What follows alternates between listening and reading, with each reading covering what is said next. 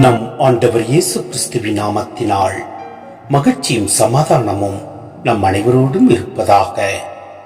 எசாயா 25:6-10 முடிய. படைகளின் ஆண்டவர் இந்த மலையில் மக்களினங்கள் அனைவருக்கும் சிறந்ததொரு விருந்தை ஏற்பாடு செய்வார். அதில் சுவைமிக்க பண்டங்களும் பழரச பானமும் கொழுப்பான இறைச்சி துண்டுகளும் வடிகட்டி பக்குவப்படுத்திய திராட்சை ரசமும் பரிமாறப்படும். மக்களினங்கள் அனைவரின் முகத்தை மூடியுள்ள முக்காட்டை இந்த மலையில் அவர் அகற்றி விடுவார். பிற இனத்தார் அனைவரின் துன்பத்திகளை தூக்கி எறிவார். என்றுமே இல்லாதவாறு சாவை ஒழித்து விடுவார். என் தலைவராகிய ஆண்டவர் எல்லா முகங்களிலிருந்தும் கண்ணீரை துடைத்து விடுவார். தம் மக்களுக்கு ஏற்பட்ட நிந்தையை இம்மண்ணுலகில் அகற்றி விடுவார். ஏனெனில் ஆண்டவரே இதை உரைத்தார்.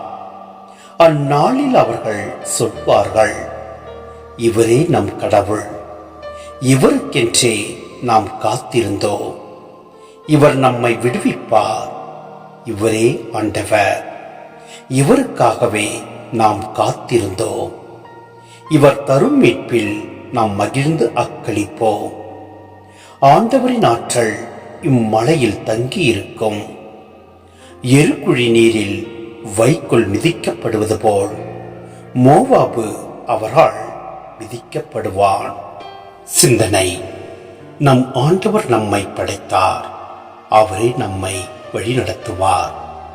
நமக்குள் இருக்கும் கஷ்டங்களையும் துன்பங்களையும் தூக்கி நிறுத்துவார். ஏனெனில் அவர் நம்மீது அக்கறை கொண்டுள்ளார். இரக்கமுள்ளவர். நம்மை ஒவ்வொரு நாளும் கண்மணி போல பாதுகாத்து நம்மை வழிநடத்துகின்றார்.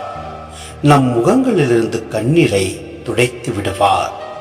தம் மக்களுக்கு ஏற்பட்ட ஒவ்வொருவரின் நிந்தைகளையும் இம்மண்ணுலகில் அகற்றி விடுவார். ஏனெனில் நம் ஆண்டவர் இதை உரைத்துள்ளார். எனவே நாம் எதற்கும் அஞ்சாமலும் திகில் உறாமலும் நம் ஆண்டவரில் நிலைத்திருப்போம். அவரது வார்த்தைக்கு கட்டுப்பட்டு அவர் வழியில் நடப்போம். எல்லாம் வல்ல இறைவன் நம்மை நிறைவாய் ஆசீர்வதிப்பார். ஆமேன்.